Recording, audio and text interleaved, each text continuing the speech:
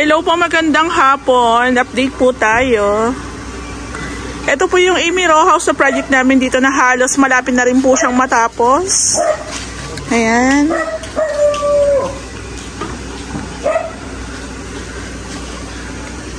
So, bali yung gate po natin is 3 color combination po yan.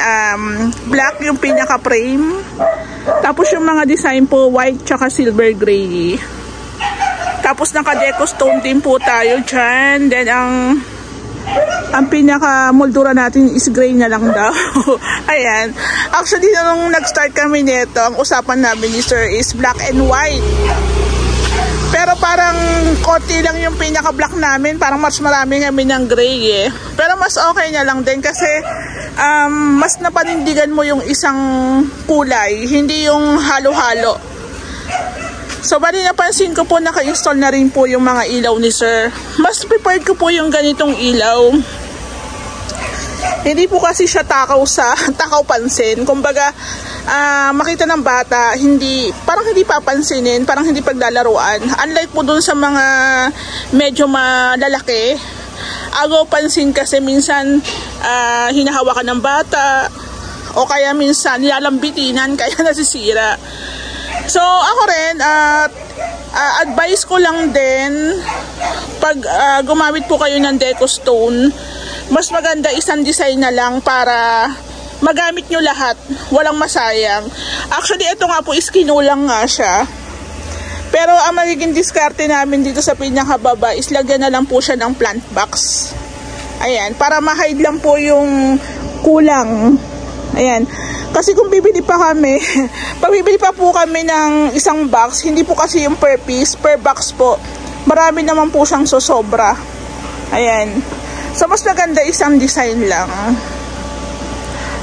Tapos, share ko nga lang po pala, itong moldura na tinatawag po, actually, window sill po yan. Window sill po siya. So, ito na lang po yung ginagamit namin pang design. Ayan, umaambon lang. Tara, pasok tayo. So, dito po sa may front extension, ang ceiling po natin is metal spandrel. Ayan. So, ito po napapansin nyo yung ating mga alikabok dyan. Ito po kasi is magkakaroon pa tayo ng cleaning. Ayan, lilinisan natin yung pupunasan. So, sa pinakagawa ng Ray House Makeover, parang kami po yung naunang naglagay ng metal spandrel sa mga front extension. Mas prepared po namin siyang gamitin, gawa ng metal siya, mas matagal. Kahit mabasa yan, matutuyo lang kasi meron tayong mga air vent na nilagay dyan, yung mga moisture, matutuyo yan. Ang kagandahan din po dito is wala siyang mga dugtungan na bibitaw. Ayan. So, ang maintenance po natin dyan is punas-punas lang. Kung mapapansin nyo, ang kulay niya is beige.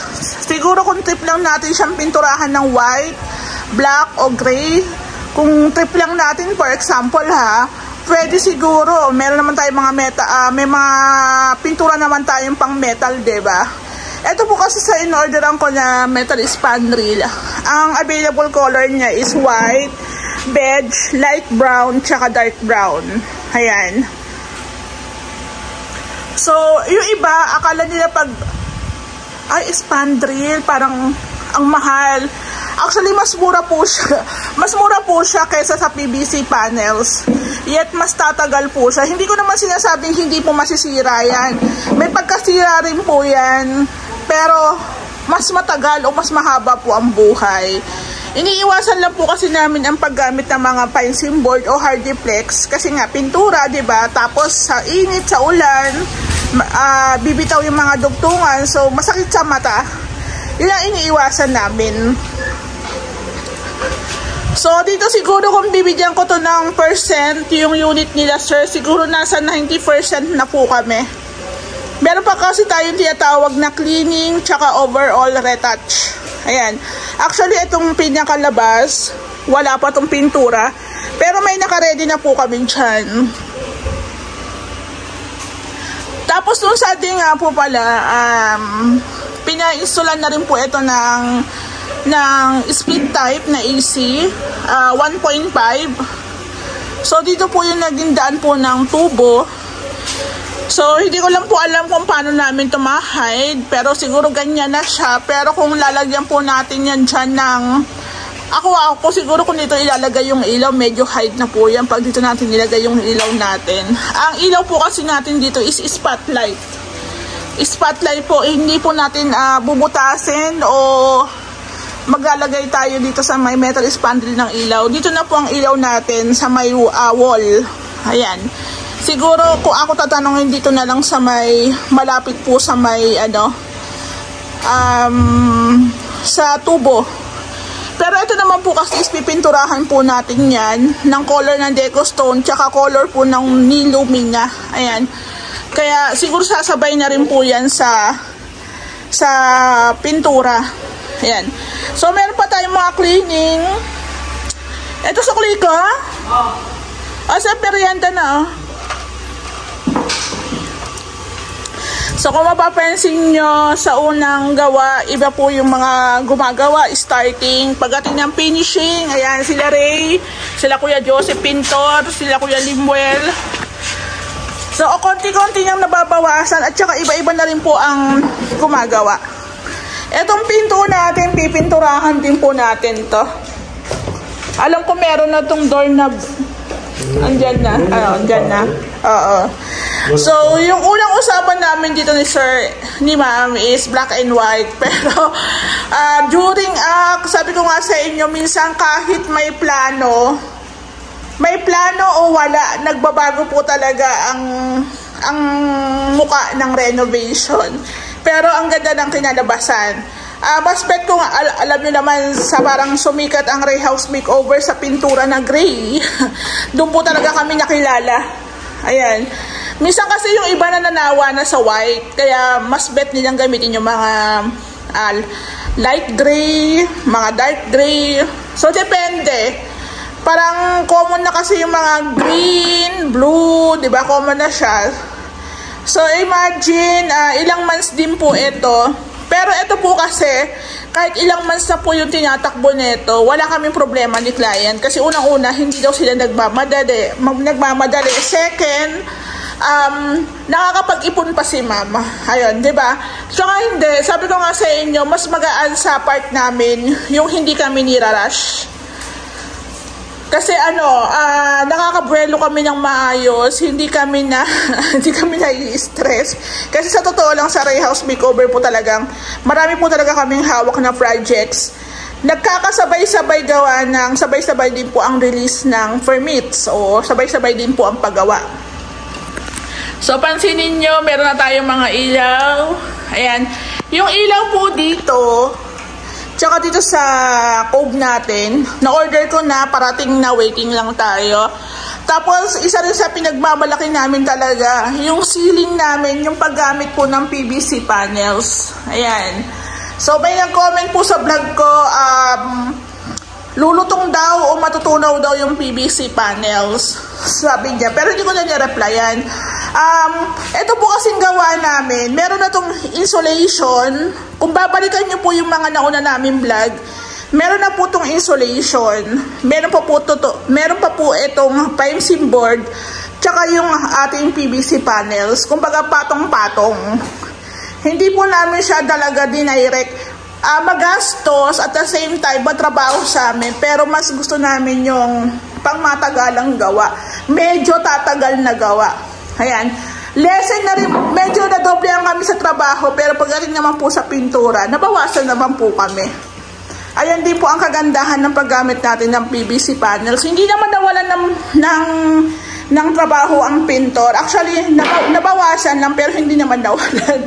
Diba?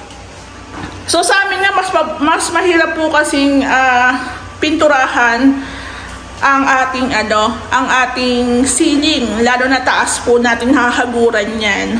Ayan po. So ito sa pinaka-package po namin, hindi kasama yung TV console. Ayan. So ito na po, nagawa na ni Ray. I-install na lang po yan dito. So, I think meron si ma'am papalagay yata na fluted panels. Hindi ko lang alam kung ano yung pinaka-preferred niya. So, mag-search muna kami kung ano yung mas magandang kulay dyan.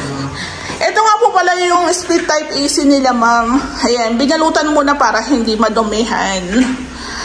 Ito po is, may supplier po tayo. Direct po yan. Sila na rin po nakipag-usap.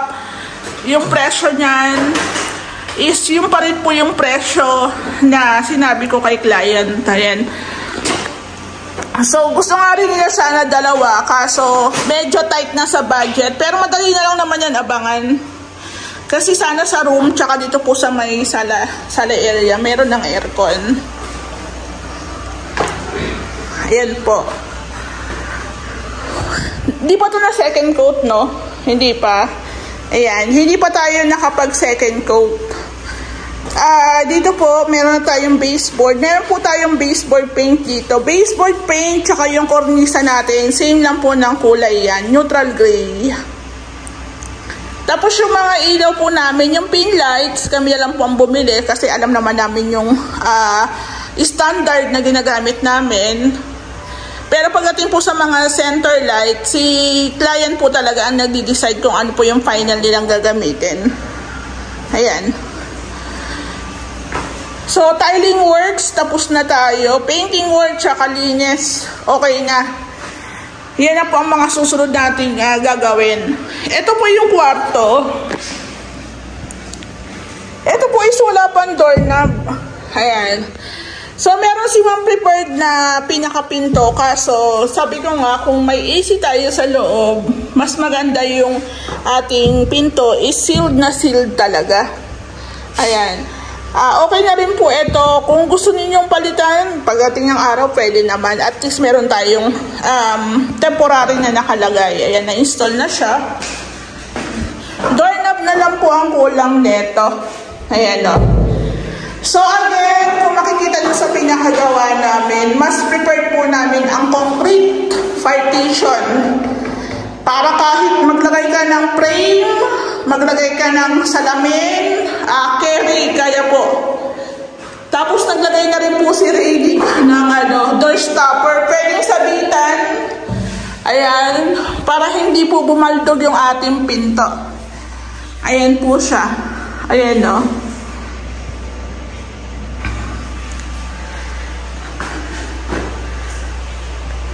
Nakakabit na rin po yung ating ilaw dito. Ayan. Kung ayaw nila dito sa room ng medyo maliwanag, ayan. Yung pin lights natin, tricolor po yan. Ayan. O, diba? O, ayan. Tricolor din po yung ating center light. Ayan po. So ako mas advice ko po, pag bibili po kayo ng ilaw, at least nasa 30 to 40 ang laki. Lalo na pag ang ilalagay po natin dito sa ating cove is, yung cove natin siguro ang prepared ko dito is 50 pataas hanggang 70 kasi malaki ang cove natin. Ayan, konti-konti nang natatapos. Ito po yung ating kitchen cabinets. Ayan, no? So, ito yung final paint po nito is Chelsea gray na pintura. Sabi ni sir, yung malapit lang ma'am, okay na daw yun. So, nakapag-order na ako. Nagpatimpla kami sa All Home, kaso sir, wala po kasi silang yung parang sa mixing, kulang sila. So, maghihintay pa ng dating ng supply. So, nag-search na lang po ako sa Davies. Meron naman mas malapit sa kanya. Ayan.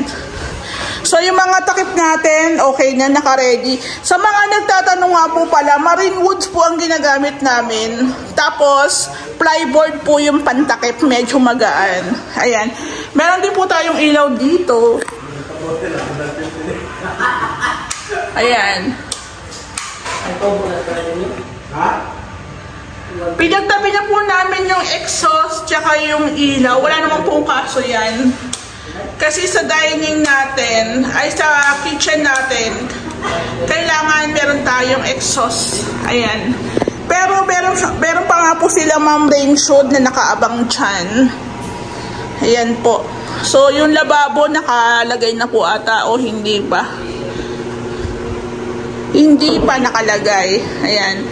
Tapos, yung ilalim po ng ating cabinet is meron din po yung ilaw. Ayan. Pinahabol ko kay Ray para malagyan. Tapos, dito po sa bathroom natin, parang na-tiles na po dito. Yung floor drain na lang ang hindi pa nailalagay. So, ayan, nilagyan na ng tile grout. Okay na rin po ito. Yung mga accessories po, si Ray po ang mag-i-install. Ayan, konti-konti na po siyang nabubuo. Ang ganda. Ang ganda po, no? Parang nakita ko nga itong unit ni sir, parang gusto ko rin po sumalo ng row house. Kaso, ang gusto po kasi ni Ray, row house na malapit po dun sa unit namin sa phase 3. Para gagawin po namin bodega kasi sa dami po namin mga tools, mga gamit. Wala na pong magkasya dun sa bahay. Parang sobrang dami na po sa bahay gamit. Ayan.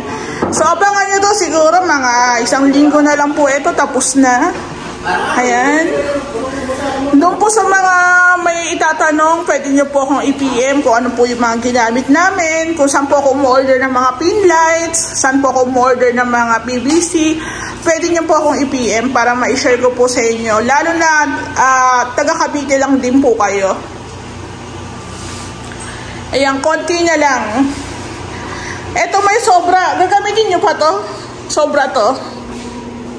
Ay, gagamitin ba? Okay. Ay, wala ko pala tayo sa ilalim. Kulang pa tayo ng plywood. Okay. Baka ilan pa? Isa na lang. Okay. Okay. Akala ko sumobra, wala pa pala kaming cabinet sa ilalim. Ayan. Mayroon po kasi talagang kumilos sa row house, gawa ng yun nga, unlike po dun sa up and down, meron kaming pinagagawan na area. Unlike po dito, ingat ka sa kilos mo kasi pwedeng masagi, magasgasan. Kaya doon po sa mga nagpa-plan na magpagawa po sa Ray House Makeover, ayan, pwede kami sa inyo, basta wag nyo po kami madaliin. Meron naman po tayong time frame, pero minsan hindi po talaga namin siya nasasapul gawa ng, lalo na pag ganitong isang buong unit, may pinch tayo, medyo lumalagpas po kami sa time frame gawa ng, marami po kasing sabay-sabay. Meron din po kaming bulakan. Tapos, meron pa po palang ipapa-install si ma'am. Ipapa-install. Abangan po natin yung pinto ng bathroom. Tsaka yung dito. Yung owning. Ayan. Abangan nyo po yan.